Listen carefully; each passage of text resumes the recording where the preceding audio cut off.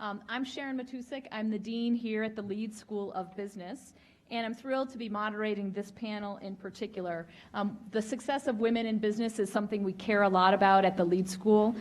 We have amazing faculty doing research on diversity and inclusion in the workplace. Their faculty has been, their research has been featured at the White House and in publications like The Economist and the Wall Street Journal. So this is an area that we care a lot about at the Leeds School. We also have launched an initiative last year called End the Gap by 2020.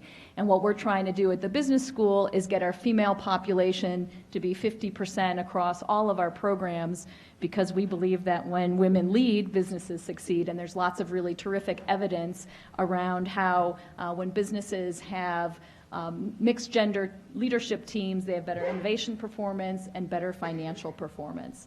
So we have a really amazing panel to talk with us today, and our goal is to provide you with some insights on the different experiences women have had in the business world and how that's contributed to the business's success. In terms of our panelists today, to my left I have Martha Clark Goss. She's a director at American Water Works, and she's had a very long and impressive career in the field of banking, investment, and finance, working for organizations such as Chase, Prudential, and as CFO at Booz Allen and Hamilton. She's also had very extensive experience working on corporate boards, both private and public boards. She's a faculty member at Deloitte University, and she was the co-honoree, along with Margaret Thatcher, for the Brown Independent Man Award in 1996 and served as a delegate to President Clinton's Economic Summit. Next to Martha, we have Lena Gutschunk. Did I say that correctly? Yes, fantastic. She's an aerialist, dancer, contortionist, actress, and entrepreneur. So she has amazing experience from the performing arts area. She is a former artist with the Moscow State Circus. She was awarded the silver medal at the European Youth Circus Festival, and she continued her training as an aerialist, dancer, contortionist, and actress at the Berlin School for the Circus in former East Berlin. She's a director, choreographer, project manager of international performing arts projects across Europe and Asia. She's a founding member of the German Circus Research and Lobby Group, Netzwerk Circus, and is the artistic supervisor at the esteemed Palazzo Gourmet Theater in Europe. And then on the end, we have Lisa Swenensson, and Ellen Spednagel, one of our students in International Affairs, is going to introduce her. Hello, Lisa is the General Manager and Director of Southern California Edison Carrier Solutions. Her company is a commercial telecommunications service provider whose parent company, Edison International, is ranked 235th on the Fortune 500 list. Prior to her current position, Lisa was a Managing Director at Edison Capital, where she was responsible for the Affordable Housing Business Unit, which included commercial properties in 36 states and represented more than $1 billion in equity investment. It has been my pleasure to get to know Lisa this week, and I'd introduce her. Thank you. And before we get started, I just want to mention that this session is underwritten by the CU Environmental Center, which is helping us to reduce the CWA's environmental impact. The center's support has enabled the CWA to purchase carbon offsets for speaker airline travel, to reduce its paper consumption, to promote our live streaming platform, and to offer free HOP bus service. We encourage you to make use of these resources during your time at CWA. So what we're going to do first is have each speaker have a few opening comments. We have a few discussion questions to kick things off, and then we'll open it up for your questions from the audience. So with that, I'll let Martha kick things off. Thank you. So as mentioned, I've been in the business world for more years than I'd like to count, probably about 45.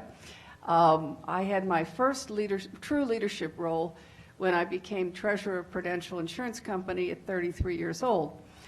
This was in 1983. All of my peers in the industry were men in their 50s, and even my own then husband and father did not believe that I had been asked to be treasurer. They kept asking me, treasurer of what? And I'd say the company, and they'd say, well, what part of the company? And I'd say, the whole thing. And I was in that role for 6 years, and I repeated that response probably more times than I could count. So even after I'd been in the job for many years, it was always at least once a month I got the question. I was subsequently given the opportunity to become the first female investment unit head at Prudential. I ran an investment unit at the time, was in the late 80s, early 90s. We had a $7 billion portfolio of electric and gas utilities and alternative energy projects. And interestingly enough, even though that sounds like a male business, almost half of my investment professionals were women. In fact, when I was given responsibility for this unit, we were a new unit that was put together and pulled from other investment units. And I had to negotiate with the heads of the other two investment units. At one of our meetings, when we were discussing which companies were going to come into our unit, at the beginning of the discussion, one of the heads of the other investment units said to me, well, and this, to be honest, this was somebody who thought he should have gotten the job. He said to me, well, Martha, have you decided what you're going to name your unit? And I said, well, no, we haven't quite decided yet. And he said, well, I have an idea. Why don't you call it the LUC? And I said, well, what's that? And he said, the Ladies Utility Corps. Wow. And I said, well, you know, I think we're probably going to call it Prue Power. It kind of fits my image a lot better than that. So a little snide, but sometimes you had to be a little snide in those kind of situations. But so I was very lucky. I had a number of just really wonderful experiences in my career and was in senior positions. And my boards as well, I was typically the first woman on a board.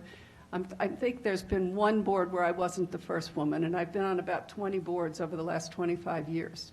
So what I wanted to spend the rest of my time talking about is my favorite board. And the reason it's my favorite board, you'll hear, has to do with the proportion of women involved in the company and on the board. The company is American Water Works. We are the largest publicly traded water utility in the United States. We are the only company in the S&P 500 that has a female CEO and a female CFO. And up until recently, our board was 62.5% women. It's now a little closer to 50 because, as our CEO said, we needed to add a little diversity to the board.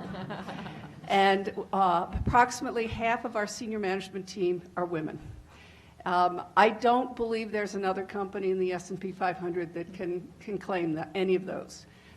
So it's really exciting to be part of American Water. I've been on that board for almost 15 years. It's hard to believe. And it's just been a great experience, particularly seeing that the chemistry at the board is a little different than many of the other boards I serve on, for the obvious reason. Again, most of the boards that I've served on in the past, I was the first woman. Sometimes they added one or two additional women. But there's a lot of literature out there that when you have, you know, 2 women or 3 women, there's a tipping point. And I think that's partially true. But it really does change the dynamic when that's 50-50. And I would like to say that we have more than succeeded. We went IPO in 2008. At that time, our stock price was $21.50. Today, it's approximately $81. And if any of you know anything about public utilities, that's a very good increase in the stock price for public utilities. Probably more impressive is our current CEO. When she came in, the stock price was approximately 38. And she's been in her role for 4 years, almost 5. And again, it's gone from 38 to the low 80s. It's been as high as 92, I believe. And it's down a little bit right now because we are a utility. And interest rates are increasing, which is always a negative for utilities because people buy us for the yield of our dividend, and because there's just concern about the utility industry at the present time. But we've had growth of our EPS of 7 to 10% a year. That's our objective, and we have met that every single year. So it's really wonderful, and it's really wonderful to see our CEO, who again is a female. She is an amazing leader. She's tough. She makes really tough decisions. I was with somebody the other day, one of the other panelists here at CWA, who was saying that there were several dimensions of leadership, and that the only one that women typically didn't score highest on was vision. And I thought, well, that's really interesting because Susan, our CEO, is at least 2 steps ahead of everybody. And she is always thinking, and she's always pushing the company and doing both tactical and strategic things that have really allowed us to leapfrog other people in the industry. So it's just been a real joy to be on the board, and I'm very proud to say that I'm on their board and to work with Susan and our other female senior managers and other female directors, as well as the men.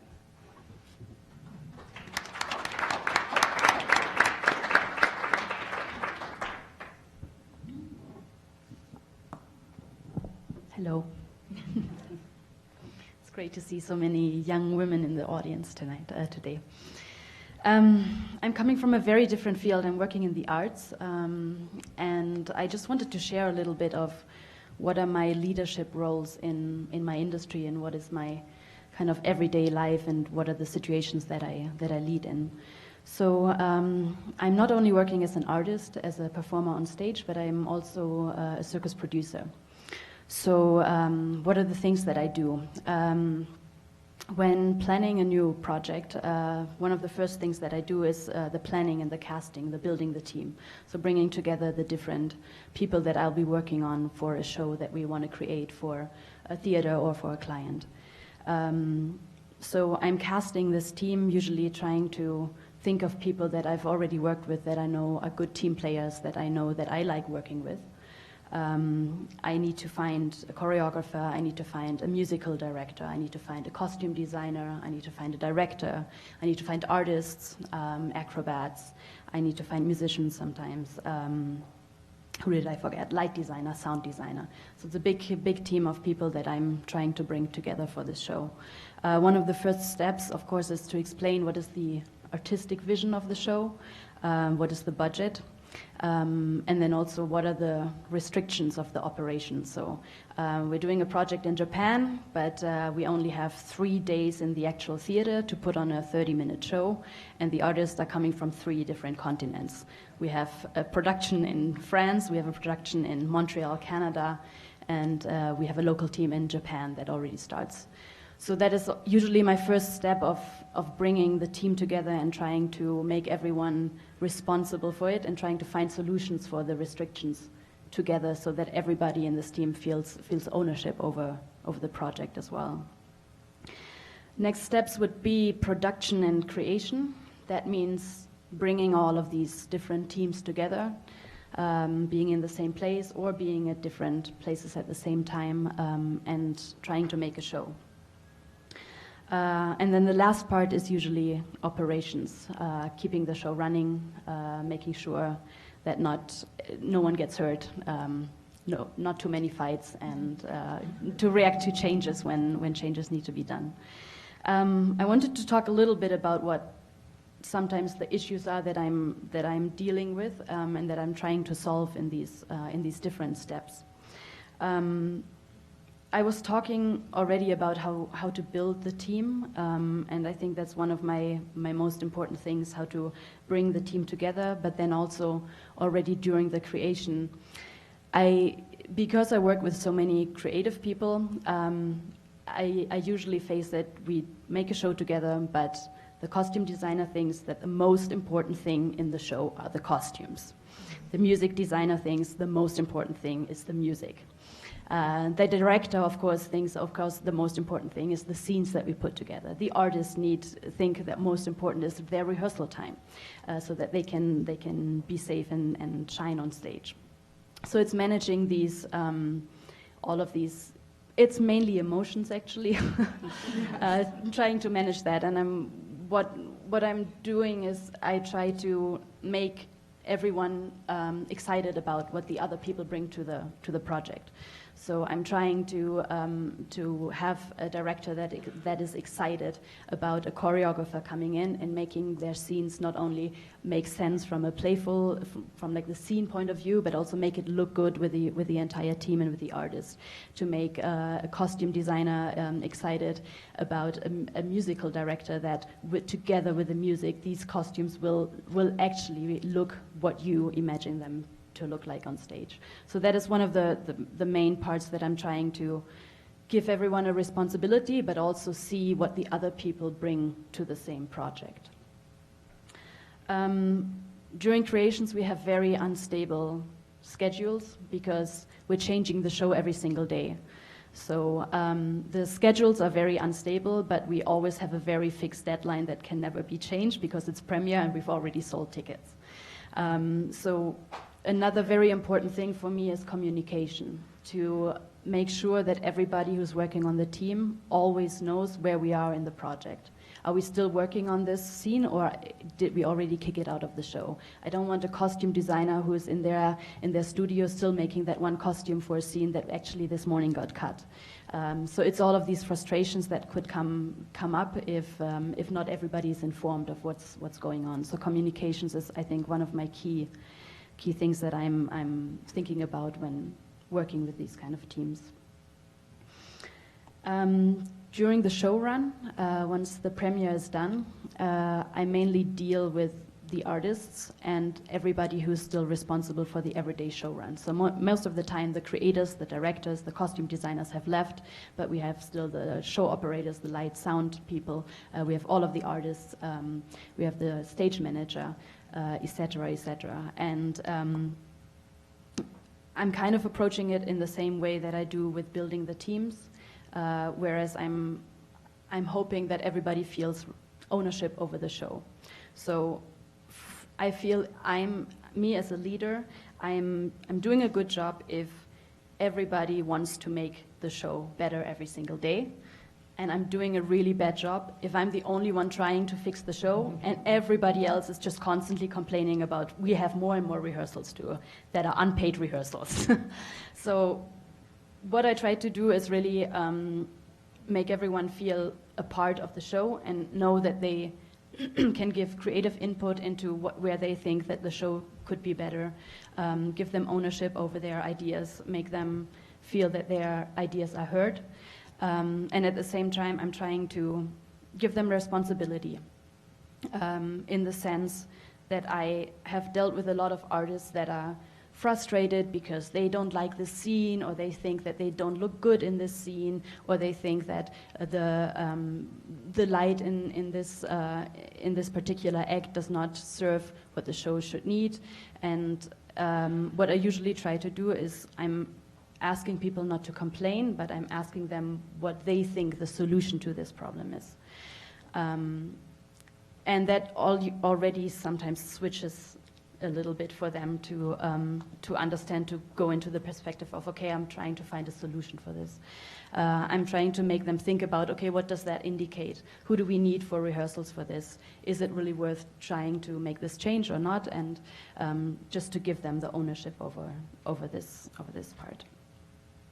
So this is a little bit an overview of what my everyday life is when I'm leading these kind of projects. But before I came on this panel, and I don't know if my time is already up, but I asked my student ambassador what she would be interested in hearing, actually. And she said that she would be interested in hearing how I got to lead, actually. And I was thinking about this because it was not something that I came up when I was in high school and I decided I want to be a leading woman in the arts. Quite the opposite. I started as an artist because I loved the arts, and it actually came out of frustration. We had a situation in a show where we had a tragic accident in the show, and we were there with the whole cast of artists. It was not, one show got cancelled when the accident happened, and then there was the discussion, do we carry on the next day, can we go on stage? And I just felt like the whole team of artists were not ready to go on stage yet. I felt like there was no leadership from the theater side to really step in and deciding what is the next step to do and what is the right thing to do. And I was so frustrated and I was so emotionally involved in this as well. And for me, it was kind of a little bit of a tipping point, because I was speaking to my boyfriend on the phone, and I was complaining that there's no one there who really takes the lead in this, and no one there who takes the responsibility for this. And I was complaining the whole time, and then he just said, Lena, maybe you just have to do it. And I had no real arguments. Why not? Because I was just seeing this lack in leadership, and it frustrated me, and I was afraid of what the other people, the other artists, my peers would think if I would step forward and and try to lead this. But I made the decision that maybe I can speak with them and I can start this process. And actually what I realized is that my experience showed me that people actually want to have someone who's leading, simply because it's so much easier if someone just says, how about this direction, to find your own position into this. So if I'm saying maybe we should go to the left, all of a sudden everybody knows, do I like to go to the left or would I rather go to the right? And then we can have a discussion. But if no one is saying, let's go to the left or to the right or straight, everybody's just floating around in the room.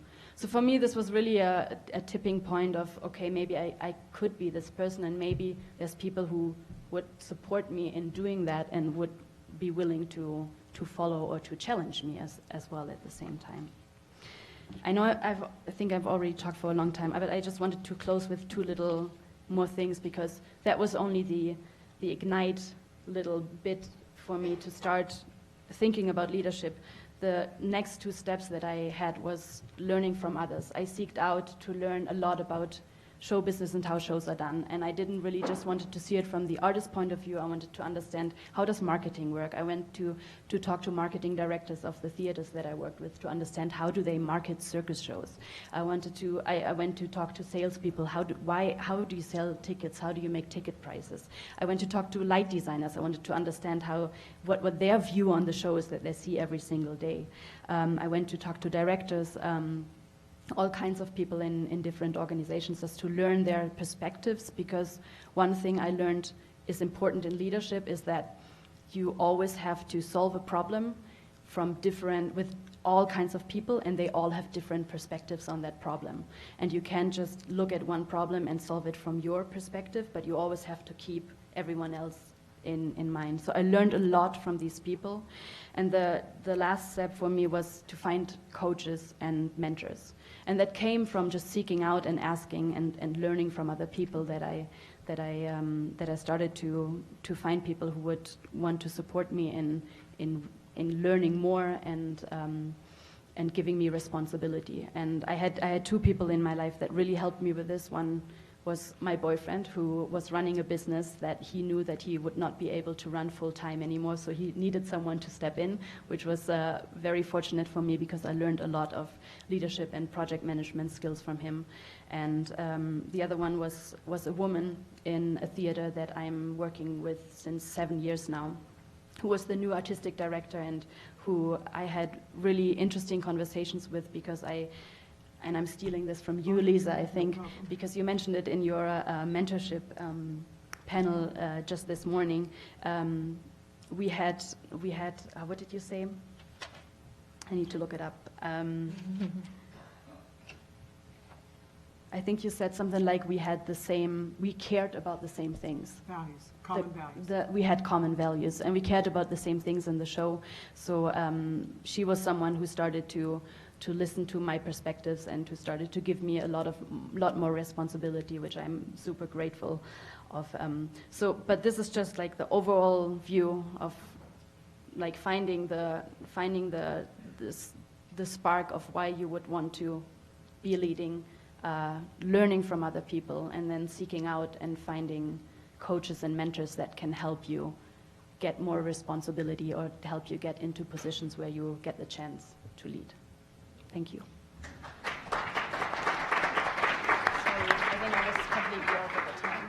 So, first of all, I am so grateful to be here. What a great university. I've had a lot of good questions that's been asked. It is my last panel, but I've been so grateful to be on them. I have learned so much from the panelists. I've learned so much from people coming, asking questions, so I love to learn. So leadership is about continuing to learn. So that's one thing I want to share. I saw the title and I struggled. So when I saw the title, When Women Lead, Businesses Succeed. But then I got some data from Martha. I found out, look what happened to the stock price. Look what she learned from her view. So all this data that I'm getting along the way, and I'm sure somebody's done some research. I have never worked with a female in the C-suite. Okay, so the highest level of the executive leadership has always been male. I've been in corporate America. It's more male-dominated industries, banking, real estate, investment, and telecom. So I've learned a lot from those leaders. Some have been successful, some have not. So I was very much like Lena, to be honest, is I did not seek out to be a leader. I actually went to school to become an attorney and decided I didn't want to go to law school, and what am I going to do? So I took a base level accounting job, which, by the way, I got a C in accounting. So I thought, how do I do this? So I just figured it out. And I found that I learned by doing. I worked real hard on those, get that coursework done and try to get decent grades, but I learned by doing. So experience is key. I've met a lot of people who've had a lot of, great academics, but then they come into the workplace and they kind of struggle because they keep trying to find the answer in the book. So I think Lena really called out the answer is in real life. You got to solve problems. So I started my career doing, kind of doing things to have a job and build experience. I think foundational, if I can encourage you to do anything, wherever you work, learn the core of the business. Learn why the business is there. So if they got rid of everybody, who would they keep? So I always use the Apple analogy. You'd keep Wozniak and Steve Jobs. Wozniak engineered it. Steve Jobs told him how he wanted it engineered, and he sold it. So that's the core. So even if you want to go into HR, even if you want to lead in different areas of finance and things of that nature, please know the core as a leader. So the core of hers is to put on productions, right? The water company, things of that nature. So why are we in business? So as a leader, and I'll kind of jump to where I am, but I did the same thing. I kind of solved problems. I got so frustrated that I had to just kind of come in and jump and solve a few problems. And then somebody tapped on my shoulder and said, "Can you lead this team?" And I said, "Oh, no. I don't want to manage. I like my individual projects, and I want to have a beginning and an end, and I don't want to deal with people issues." And that's basically what I said. I was working with people, and I said, "I have a big family. I know a lot of those people issues, so I think maybe not." And but I ended up doing it, and it ended up being very rewarding. So I've done it probably since I was 32, 58 now, so I've been doing it a long time. But I will say that what started for me was wanting to solve problems. And then what I realized is having some pretty tough leaders that I didn't agree with, not some of the best examples. I learned how that impacted work environments. So when you go, I think the first thing you got to remember as a leader is, why are we here? What is our goal? So that's the one thing when I talk, quite frankly, to women, including my two girls, but mostly my youngest daughter, who's 26, and she's in project management at aerospace, is I literally will ask the question. And I'll give you an example, and I gave it before, so you heard it, I'm sorry. She worked in an apparel company that does golf apparel. And she had a representative who she'd take the call. She would help get these projects through. And they kept having to make the shirts over and over because they did the logos wrong. It was for a university, and the logos were wrong. And it was for the golf team, so it was kind of a big deal. And she said to me, I go, "Sarah, why is your business in business?" She goes, "To sell apparel." And I said, "No, it's to make money. And if you do the order 4 times, you're not making money." So kind of giving that lens, and that's where I see women miss it. And I know that Martha can agree, because someone that I just thought was awesome, was a CFO at our companies, now at hers, really said, get some financial literacy, right? First and foremost, how do you make money? How do you lose money? You know it because you literally have a budget at home that you're trying to manage, and when you run a little short, you have to work a little more, you have to call mom and dad, whatever those solutions are. When you're in business, you're not going to be in business very long. So for leadership, what I try to do is start with, know what the business is about and how you're going to do it. Second, it's about the people. So that's my view. Everybody can have a different view on it, but good work gets done through good people that are engaged. And when you create an environment that's hostile and you're working for somebody who is unethical or doesn't care about the people, only cares about profits, doesn't care about you as the whole person that's showing up, then those people stay as long as they have to get the skills to get somewhere else. And you don't want to lose top talent. So you want to go in an environment, and sometimes you're in an environment where you're getting great skills, and I've done that, but I'm going to get out because I don't like where the tone at the top is what they call it. What's the tone at the top? What was the tone of the top at Enron? There's a comment for you. Go do a study on that, right? So what I would say to you is, figure out, really, when you bring the people in, I expect certain level of values to be, and she talked about it. What are the values? Well, I know the values of my company, and it aligns with me. Those are only words on a piece of paper, though. So you have to spend time listening. So everything that she brought up, I run a team, so I'll give you an example of a typical meeting. I come in, and I've got all the teams reporting into me. It's telecommunication, and there's a lot of tension in telecommunications. So everybody in here wants fastest speeds and you want to download that video right away and you don't want to wait and you're so tired of saying, I've run out of data, right?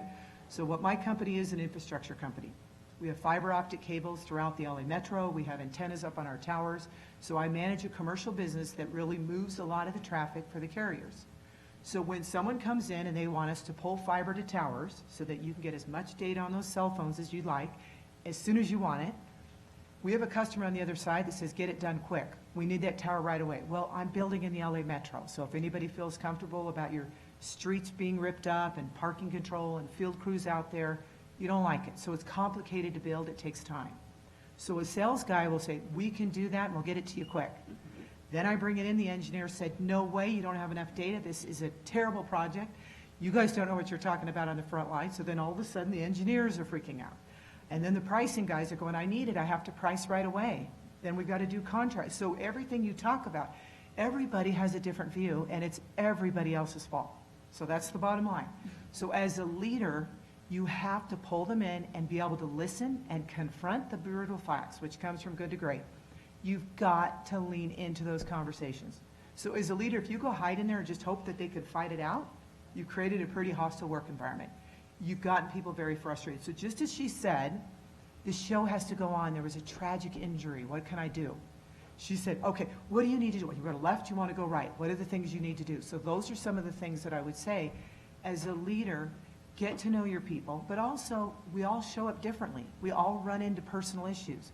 We all come from different backgrounds. I have often had the situation where women are not comfortable kind of presenting and or even leading kind of more male-dominated, strong personality meetings, right? And so welcome to transmission and distribution at Edison. It's field crews, and that it's the leaders over all the field crews delivering a very dangerous product, electricity. People get killed. I've gone to funerals, I've gone to hospitals. It's a dangerous business. So it's a serious business. But women can be successful there. So that's the one thing women don't realize. Go in there, you have something to offer, but you better learn the business. You better know what they're trying to solve, how they're trying to solve it. So what I would say is, don't shy away from the core. Know what the core of the business is. Try to work in the core for a period of time. Even if your passion is law, your passion is HR, understand the core of the business. You'll be a much better leader no matter where you are. And the other is to listening, trying to understand the dynamics, being fluid. Finally, be vulnerable. I do not have all the answers. You guys all have a cell phone that could probably find more information than I can find in 2 seconds, right? You can get it right away. So don't try to be the smartest person in the room. Don't try to be that person that's a subject matter expert that shuts everybody down. In my world, they're called intellectual bullies. I'll just be frank with you. They want you to look stupid, so you be quiet, right? Don't tolerate that, right? So lean in, get your information, and have something to offer it. So be vulnerable. Look for feedback. Let people, and I heard it on the last panel, which was just phenomenal. He'd go and say, hey, what could I have done a little bit better on that, on that project? Okay, what went well?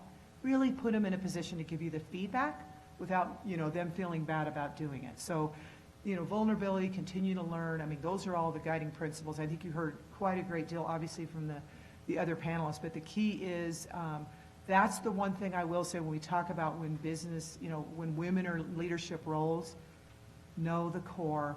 Why is the business, and they got rid of everybody. If they had to get rid of everybody but, 20 people, who would stay? That's your core. And then understand how the company makes money, how they lose money, what are the challenges they face inside the company and externally. So hopefully that gives you a little bit of lens about how I approach it. I also focus on building sustainable businesses, so it's more thoughtful and measured. I have worked for companies, let's get rich quick. That's probably not me, so that might be some, folks want to get real, get some money quick. I'm more about kind of building the teams and the infrastructure and the systems, so a more measured and thoughtful approach for a sustainable business over the long term. So that's my approach. So thank you, and thank you. I learned a lot, took a lot of notes. So.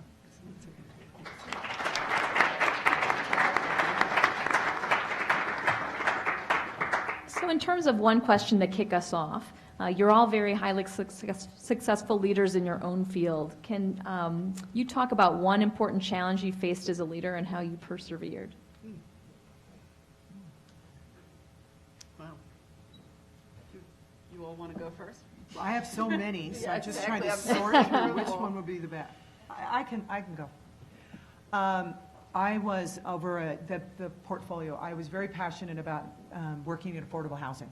So I started in commercial real estate, and I kind of got a little bit, not motivated maybe, to build high-end luxury housing and high-end office buildings. So I literally wanted to switch to affordable housing and do something in the community. So that was a passion of mine. I did exactly what she said. I sought up everybody that could teach me about that business. Where does the money come from? What is the expectation? Who's watching over it? So I learned everything about what makes affordable housing projects, which are like apartments. In fact, Edison invested quite a bit in lower downtown Denver. So we've been all over the country, the Chamber building, buildings like that. So I was so passionate, so I learned everything I could so that I could be in that business. So I tell you, I felt like a subject matter expert. I'm just going to be quite frank. I felt like a subject matter expert. The bosses that I reported into when I ran the business pretty much made me feel like I was. They didn't ask a lot of questions. Then I got a boss who was all about pedigree. So what you may hear this once in a while, but pedigree is the right degree from the right school and the right experience. So that's defined differently, but by my boss, it was a top-tier business school. It was having an MBA, also from a top tier. Definitely having an undergrad for this particular business. It's not for everything, but by the way, he managed engineering teams. Housing doesn't need an engineer. So I'm just going to tell you, you have civil, but overall you don't need an engineer to run it. It's not like you're running an electric utility. But he wanted you to have an engineering degree of some sort. So for 2 solid years, he dissected me. So I had been running this portfolio, it had been successful, and I call it a very destructive Socratic method. He'd ask me every single question he could to try to set me up and show my gaps in my knowledge. When I had teams that reported into me, he'd say, well, no, I don't want to know how, Robbie, who was doing the work, I don't want to know his view on that financial model. Did you do the financial model? And I went, I haven't done a financial model in a while, but that's exactly what happened. It's as if I had to prove myself all over again. So very tough leaders. Could he find some gaps? Yes. Overall, I think in a couple of years, he accepted his confidence that even though I went to Washington State and I was a poli-sci and a degree and minor in economics, that maybe I did know the business and I could run the business, and we actually worked very well the second 2 years, but it was painful because his view was that. Now, what did I learn about that leader? He was pretty bitter. He had all these degrees. He felt he should run the company. And the reason he wasn't running the company is because of those people skills, right? So people did not want to work for him. And the more they don't, the more he wasn't moving, the angrier he got, and it comes out in his leadership. So he wasn't allowing himself to be vulnerable. He wasn't allowing himself to learn from others and change. And so there was lessons on both sides, and he didn't care. That's why he was very successful. But what I would say to you is to really have to prove myself over and over again was pretty exhausting. And it helped me as a leader. I will not ever do that to somebody that reports into me. I will not do that. So people learn better when they're not stressed out and they're challenged and just assume they don't know it. They learn better when you can kind of take them offline and help them work through things. So that's the way I approach it. So that was my experience. Thank you. Either of you want to comment on that? So my biggest challenges, frankly, I've had many in my own business career, but my biggest challenges have been when I've been on my boards. I've been chair of, 4 audit committees. That's always one that a lot of controversies get brought before the audit committee. And I've had 2 in particular that were very, very challenging. Typically when you're on a board, particularly today, things have changed in the governance side, but particularly today, you're re-elected every year. And under the Sarbanes-Oxley regulations that came in the early 2000s, the role or the influence of the CEO theoretically is less than it used to be. It used to be the CEO chose whoever was going to be on the board. If he wanted so-and-so on the board, they were on the board, and if he didn't want them on the board, they weren't on the board. And Sarbox has changed that a lot in terms of structurally, but still there's a fair amount of influence from the CEO as to who gets on the board. I had one CEO that I was working with who was not happy because I occasionally said no, and I said no on some very important things. And so he tried to change the committee chairs. He tried to change the committee chairs. He also tried to get me off the board. I luckily had a lot of support from the chair. We had an independent chair and a separate CEO. Again, another change that's come through Sarbox. And the chair was very supportive of me, and I had to go to him and say, look, I feel very strongly that I don't agree with what he's doing.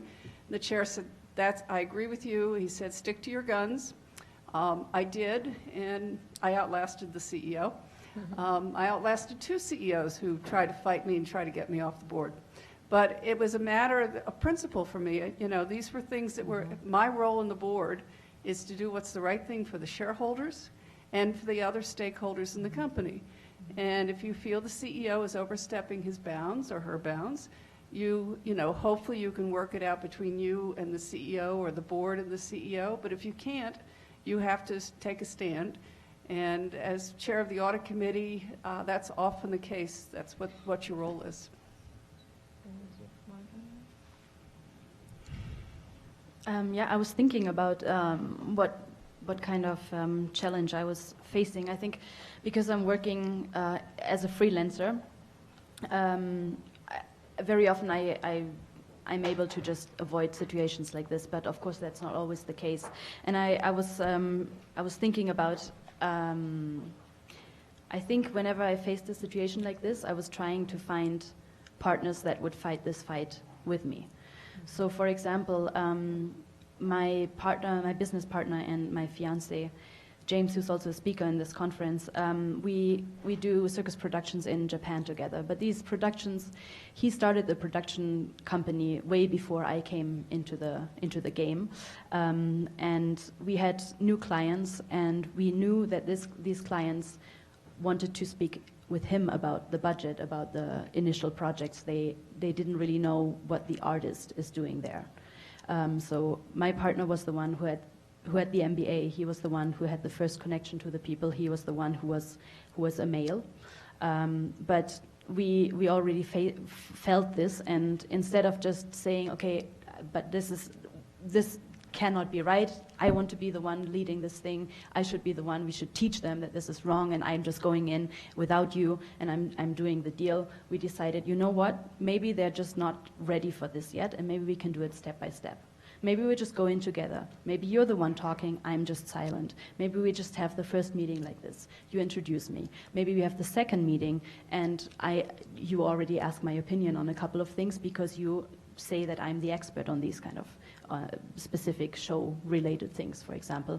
And we went on like this over and over again until we were at a point where it was no problem for me to be the only one going to Japan leading the project. So I think that sometimes it's really just like finding the right allies with you to fight this fight, and sometimes it just doesn't change from one day to the next, but sometimes we also need to educate the people, and if they just see it, and if they just see it step by step and not just confronted with, now you have to deal with a woman even though you have no idea how to do business with a woman because you've never done it, I think that just helped me a lot in my little career, to have people that just help me fight this fight a little bit. And thank you for the questions that are coming in. So you can either use the app and it'll pop up here, or note cards are fine. So there's a few different themes associated with some of the questions. So and of course we give priority to the student questions. So if you're a student, please indicate that. One student question is, do you owe your success to a calculated life path or just saying yes to the opportunities in front of you?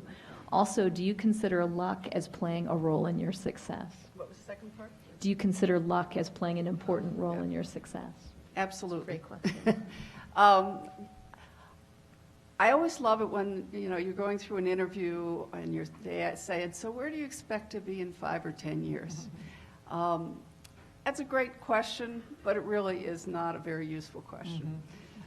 I found that most of my career, I had opportunities presented to me that often did not appear to be opportunities. I had a personal situation early in my career. My husband, when I was first married, we found out very shortly after we were married that he had cancer, and he had to be treated in Washington, D.C., and I was working in New York. So I had to give up. I'd worked for a year and a half, and I loved my career, and I had to give up I thought I was going to have to give up my entire career. I was working for Chase, and my boss at Chase stuck his neck out, and he found me a job in Washington. It wasn't, of the caliber of the work that I was doing in New York, but it was what I had to do. So as a result, I was postponed. I was on a fast track, but I was postponed on my first promotion, and it was quite upsetting to me. But when I came back, I was given an opportunity to take a job that wouldn't have been available the year before, and it gave me a tremendous opportunity to learn a whole different area of banking, and was frankly the basis of a career that eventually was where I went into the insurance company and the investment side. So it was a detour. At least I felt it was a detour.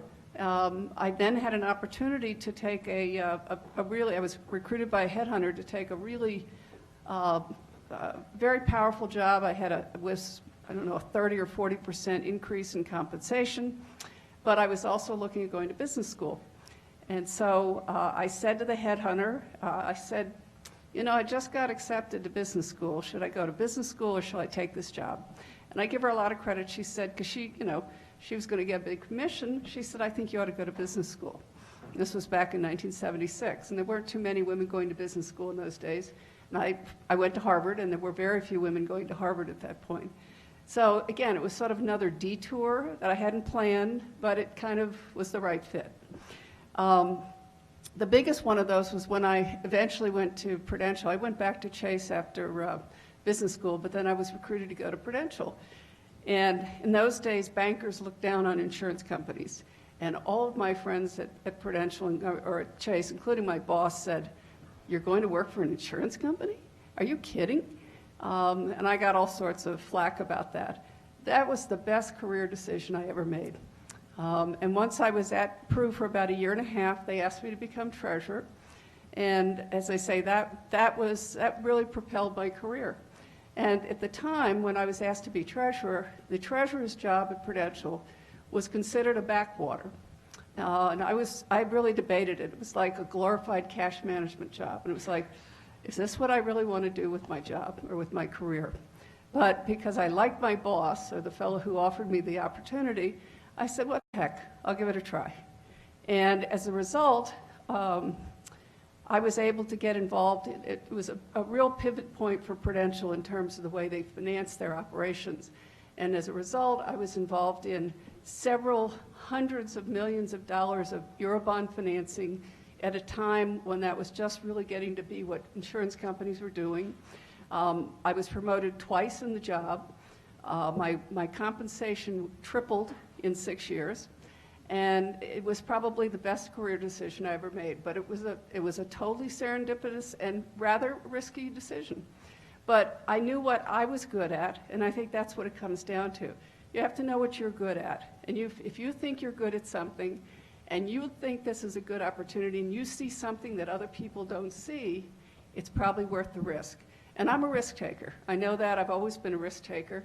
And I, maybe occasionally take the wrong risk, but I think it's important for you to think that you have to take the path that is the right path for you, not the tried and true path that everybody else does. If you feel that you've got the ability to do something different and you can make something of it. Either of you want to comment on that? I still don't have a 5-year plan. I never really had, and I hated that question. Is it good? Is it bad?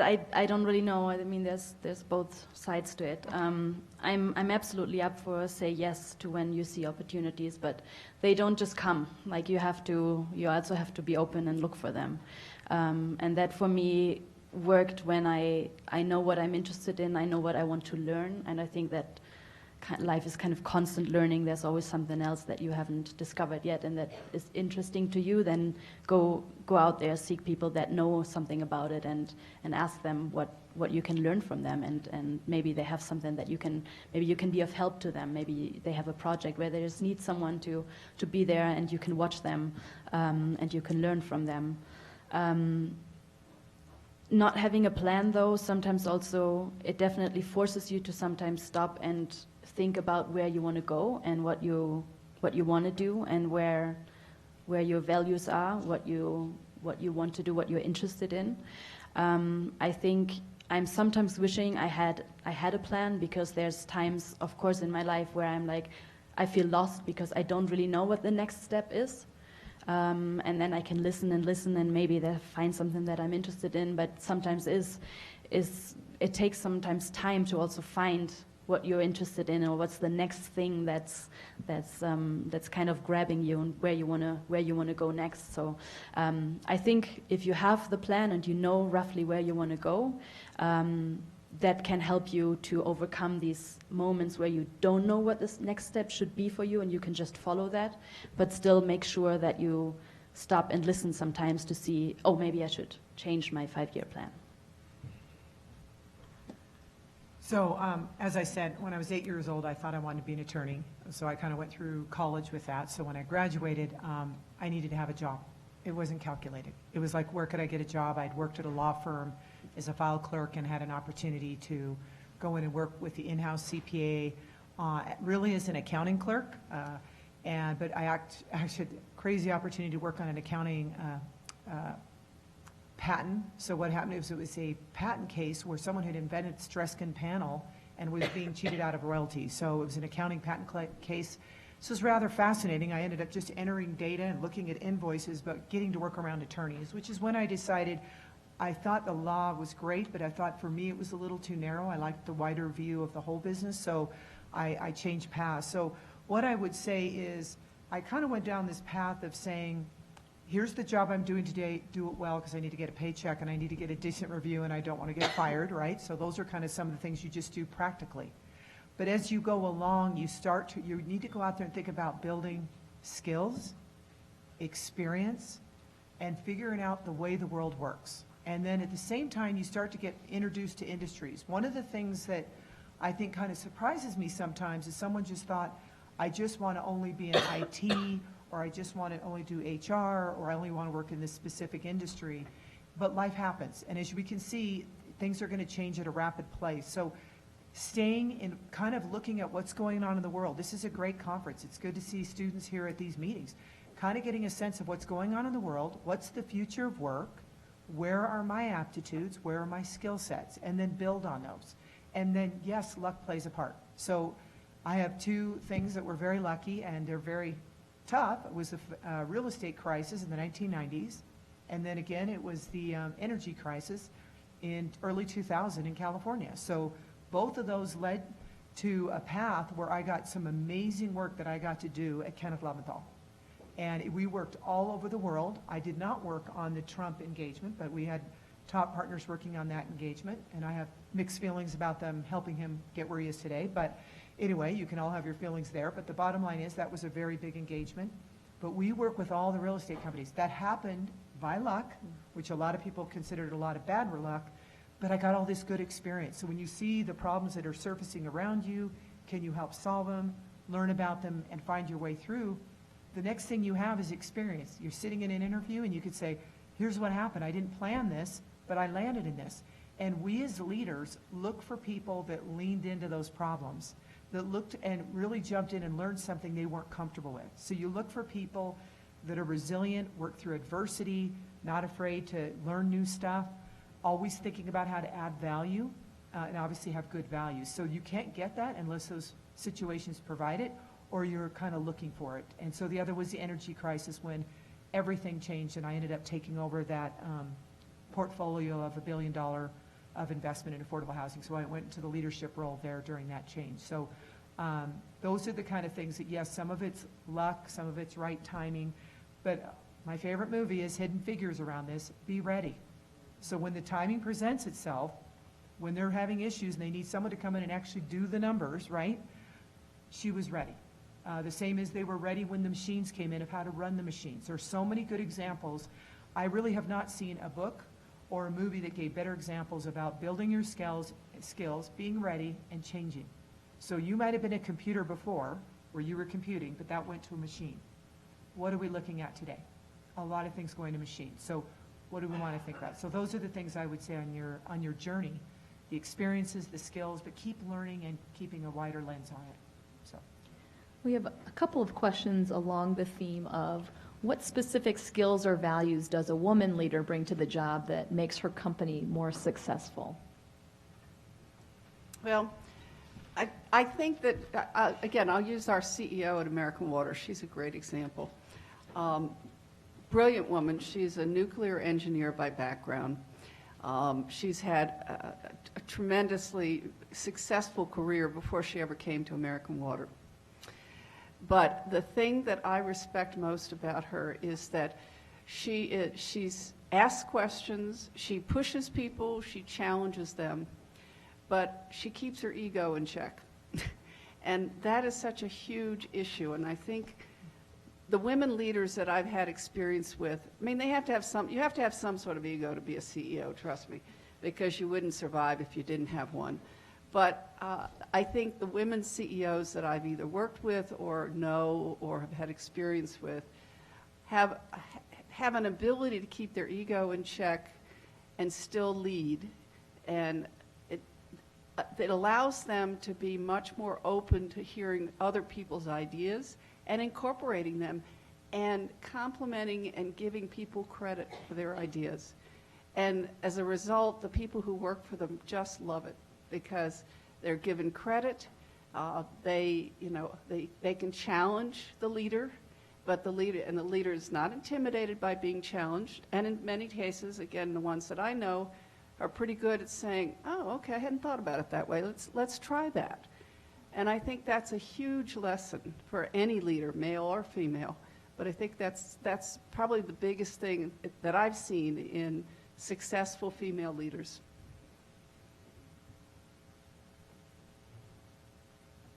Other thoughts on that?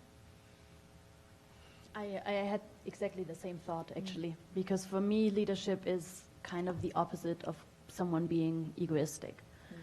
Because leadership means that you have to have so many people in mind when you make decisions. And there's so many people that you want to follow your decision. And that doesn't work if you don't have their opinions in mind and if you don't know where they are right now and where they want to go, where they need to go, or what they need. And without giving credit to them, they don't feel ownership over where you're going. So for me, it's really this thing. I don't know if it's something that women do better than men. I think that there's really great male leaders out there who have the same ability. But for me, it's just something that's very big in leadership, to not have a big ego. So that's the other thing, that kind of your luck is sometimes your bad luck. I'm lucky to be a female and move into male-dominated worlds, and then I was unlucky to be a female and be in, male-dominated worlds. And the reason that is because when you go through experiences of feeling dismissed, not valued, like you don't belong at the table, you get the comments, inappropriate at time, people try to kind of harass you out, are you part of the boys club or not? No, I'm not going to fit in there, and I don't want to. Therefore, you've developed empathy and understanding. So I got all those experiences helped me become a more empathetic and understanding leader so that I could work across a more diverse population. I could understand when I saw someone, sitting in the back of the room, a woman, and she's not comfortable coming up to the table because she's intimidated, and grab her and have her come sit with me. I can do the same thing with a male that I see that's in the back of the room and not feeling comfortable because of their personality isn't so big, and they're not comfortable because it's such, they're more introverted, and maybe they're an engineer and in a role that they're not comfortable, and help them kind of be a part of that conversation. So what I would say is I'm very lucky. And I know when sometimes tough things happen to you and you're felt like an outsider, you're made fun of, jokes are made, as hard as that is, you're building more empathy than most of us. And so I don't have all the stories to say that I've had a lot of tough times. Some of it's a lot subtler. But I do know what it feels like. I do know what to look for. I do know what to pay attention to because I've had those experiences. So I think in my particular woman in kind of corporate America, not mostly dominated by white heterosexual males, let's be honest, I have really had the opportunity to know what it feels like and how to work through those so that I can help others. So I think that's one thing that's kind of unique to women in business. And again, we can kind of pull more people in, especially people that don't speak up a lot. We know how to pull them in to that conversation. So that's key. Thanks. So a few questions from women who are very young in their careers, so they're undergraduates here. Can you talk a little bit about either classes you would recommend they take or early experiences they should seek out if they want to move into leadership roles as they finish their education and move into business? I'll go to something Lisa has said on a number of occasions. Learn the business. So take an accounting course, even if you don't don't think you want to be an accountant. I think an accounting course is the basic building block to be able to understand a company and how it works. So if you have an opportunity, and frankly, when I was in college, it was in the late 60s, early 70s, and the school I went to did not offer an accounting course. And that was a real loss for me. Luckily, I went to work at Chase in their credit training program, and they taught a 3-week immersion accounting course that was a 1-year college credit in 3 weeks.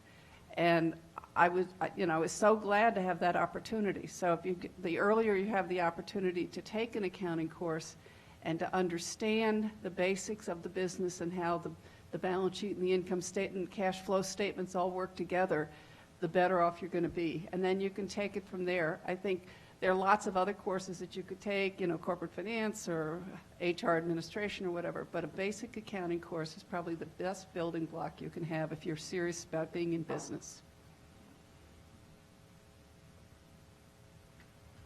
So, thank you. I have a lot of things, so maybe if you have a pen, I'll tell you a few, which I tell all folks that work for me, but often women. The book called The Goal by Goldratt. He's a physicist and I can't remember, but pretty bright guy. I think the book was written in 1985 and it's been handed to me several times recently. My girls who both work in project management in an aerospace firm, it was just recommended to them.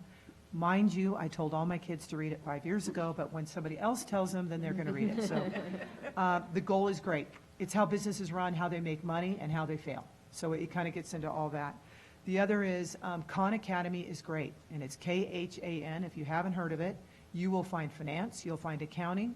Another one I thought about as I was just sitting here is small business, for dummies. Go look at the accounting for dummies, finance tip for dummies. You don't have to become an expert, but you have to understand it. So those are all things, and this is where I will tell you, I was in a leadership program where senior leaders across the state of California were going different places, and I sat next to a woman who's high up as an executive in a leadership role, and they kept talking about P&L. And she leaned over to me and said, "What's a P&L?" And it's profit and loss. It's how your company makes money. Not knowing what a P&L is going to hurt you because you're not knowing the core business. You're not knowing how they make money or lose money. So it is not rocket science. So spend some time on it. You should know it anyway because you're going to manage, your 401ks. You're going to look at your own budget. So everyone should have some knowledge there. And so those are the things. Other than that is having conversations with, get to know people that you really feel that you can be heard, both men and women. You really need to mentor with men as well. You need to mentor with people that have different personalities. If you're an extrovert, mentor with introverts. That's really the beauty of kind of understanding how you work and how different people think and do things. So it'll help you when you go into the workplace. Why don't they get it? It's just common sense. It's common sense for you, for your background, but it may not be for them.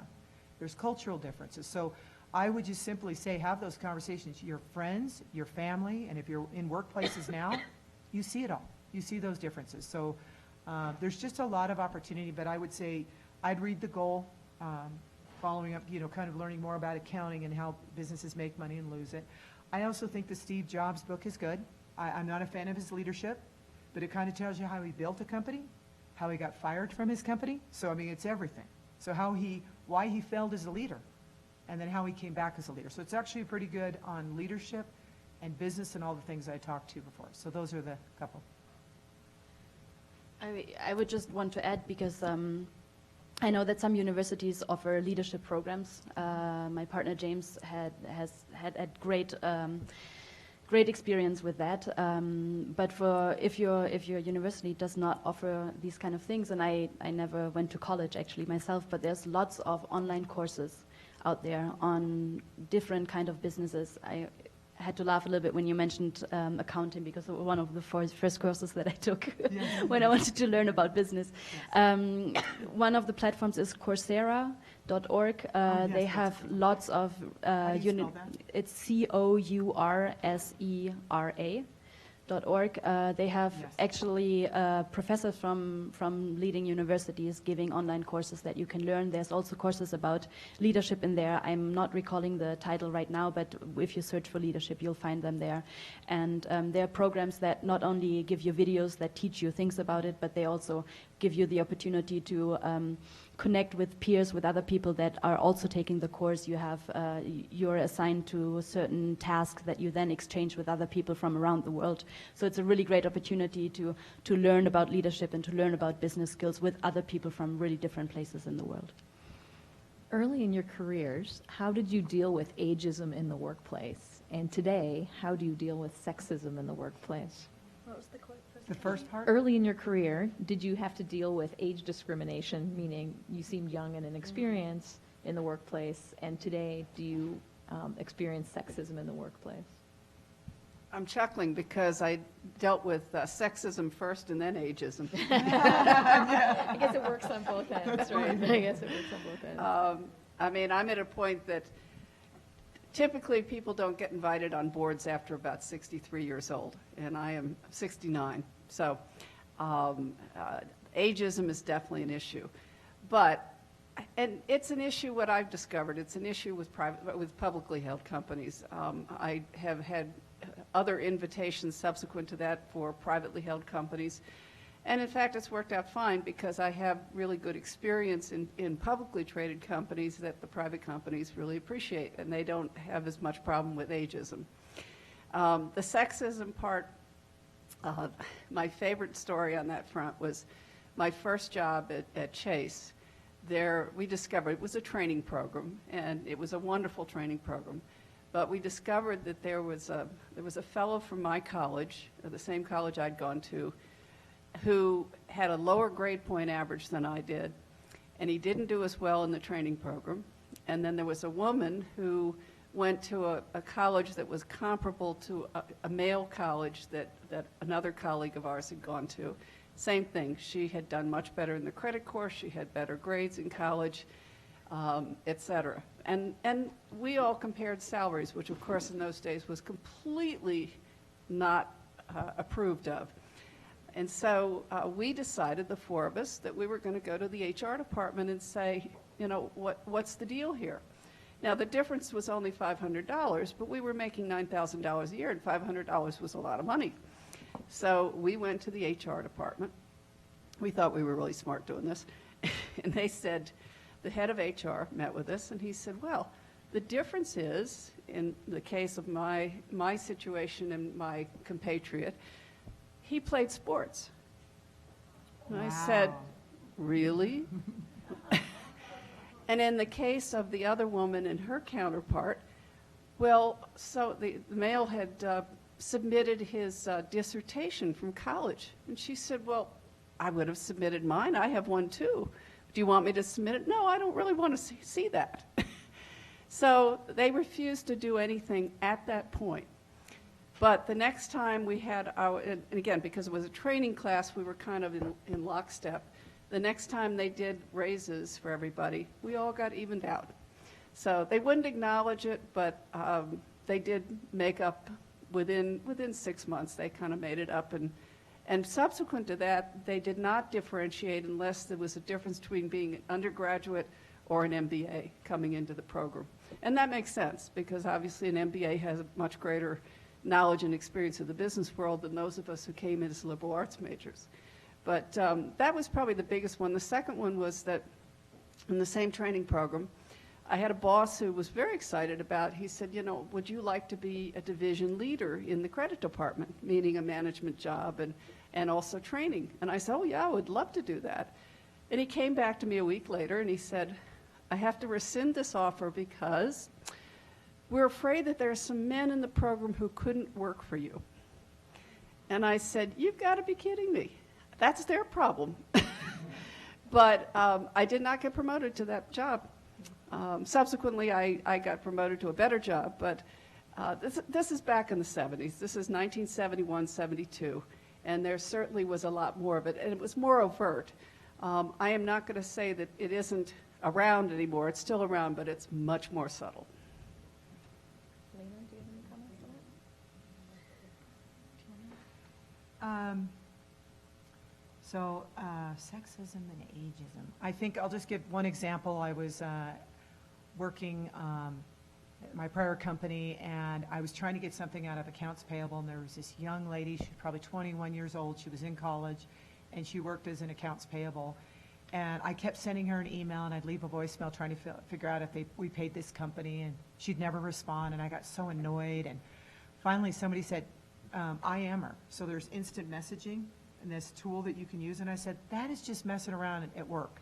That is not real work. Mm-hmm. So I was so annoyed. You know, this new technology was coming out, and I'm ignoring it because I thought it was like, back then it was MySpace and instant messaging, and that's what my kids do. That's just playing around at work. And they go, no, she'll answer you. And it was remarkable. So that's me kind of doing it in the reverse, right? So I said, hey, did we get this client paid? And in a second she responded. And I went, okay, shame on me, right? So you're bringing this new technology and the way you do it, and in a way, I'm kind of like, you do it my way. I'm going to leave you a voicemail, which got completely ignored, or I'm going to send you an email. So those are kind of the insights around sexism. I guess I would say, yes, it's there in different situations. I think it's also more, just to be really clear on some of the things that I saw, I didn't see it as so much so egregious, but I think you kind of hit on it, Martha, is people are comfortable working with people that are like them. I mean, I'm just going to say that. That's kind of what happens. And what they miss out is the growing, the learning, and that diversity can bring. Okay, I just gave you an example where I didn't want her to do the communication, and I am. I'm comfortable working with people that'll do it email, because that's how I work. So you're kind of forcing people to change sometimes when they just want to do it the way they've done it. So if they're looking at 4 or 5 people right in front of them that they've trained and they know how they do it, it's really hard to bring somebody in from the outside that's going to challenge the way they see work getting done. It doesn't feel as safe. It doesn't feel as comfortable. So those things are changing, but I can tell you my organization, I've sat on diverse panels. And the idea was you have a diverse panel for diverse perspective. But the person that was hiring was constantly nudging towards a specific candidate. And so if my ratings were a little higher, they would challenge them. So that the other person in there who worked for them would know, okay, I know where my boss is leaning. So that, you see what I mean? There's the subtleness of those things happening. So I don't always think it's intentional that people are trying to discriminate or whatever. I just think sometimes you got to remember it's just comfortable. So I'm not going to go to a football game with a bunch of people from Fresno State because I love Boise State. It's not comfortable to sit with them, right? So what I would say, I'm going to go where I'm comfortable and be around people, but that's changing. But you've got to really pay attention. Those things do go on, and find out how you can be prepared, just like on Hidden Figures, that you have to be in the room, even though it's not comfortable with them. So I think those are the kind of couple ways that I look at it, just from my perspective of that new technology, which, by the way, I like me today, but I didn't like it at the time. Let me tell one other story too. At one point, I was the only female in a group of investment heads. I was head of this investment unit, and there were 4 other guys who were head of their respective investment units. And we were having a meeting of the group, and there was a woman in one of the other investment units who had just had a baby, and she was coming back, and there was an opportunity for her. And the guy who was her boss brought it up, and he said, gosh, I mean, she'd be great for that job, but I don't want to put her in a position where she'd have to turn it down because maybe since she's had the baby, she doesn't want to travel, or she doesn't want to do this or that. And this is a lot more recent. This was in the mid-'90s. And I'm the only woman sitting in the room, and I said, wait a minute. Why did you give her the opportunity to make that decision? If you think she's the best person for the job, give her the chance. She can always say no. Well, I don't want to put her in that position. Now, they would never have said that about a guy, and it just burned me up, and they did not offer her the job. I was really, really upset. So, I mean, those are the realities. They're not pleasant, but they're out there, right? So just know that kind of going in to pay attention to it. So don't want to be discouraging, but know that those things are going on, but they're also going on in some ways. People think they're doing the right thing. Right. I think I'm just not going to put her in that position, or, you know, I'm just comfortable with his team. They wouldn't be comfortable on my team. Those are some things I think. It's not always ill intention. It's just sometimes life. So we have about 3 minutes left. A couple of themes that I heard come out loud and clear, which I thought would be useful to recap. You know, in terms of personal advice, some of the themes I hear from this panel are the importance of listening, the importance of always learning, the importance of taking risks, and really understanding where value comes from and what role you can play in that. In terms of some of the things that allow organizations to really succeed because of women, the theme that I heard coming out loud and clear was around humility, inclusion, and empathy. I'm going to make one announcement, and then I'm going to ask the panelists to close out with one word, or you know, in terms of one quality that you each think was most important in terms of your success as a leader. So let me read my announcement, so I'll give you a minute to collect your thoughts on that. So this evening, there's a special event taking place at 4 p.m. CWA is hosting its 70th celebration party on the Hill. There'll be free food from Hill restaurants and live music. This event is open to everyone, so please join us at 4 p.m. at the new Hill Event Street on the corner of 13th and Pennsylvania. So who wants to go first? You have a one-word answer. Well, it's not going to be one word.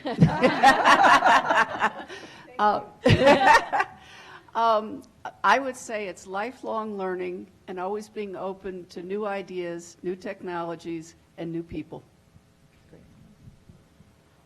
I'm trying to find one word for that, and I think it's curiosity. That's great. Vulnerability. Great. Please join me in thanking this panel.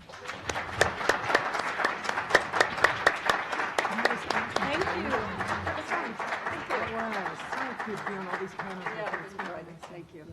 I learned a lot. Yeah. Thank you so much. Yes, I think it's awesome. And I think the reluctant leader is like.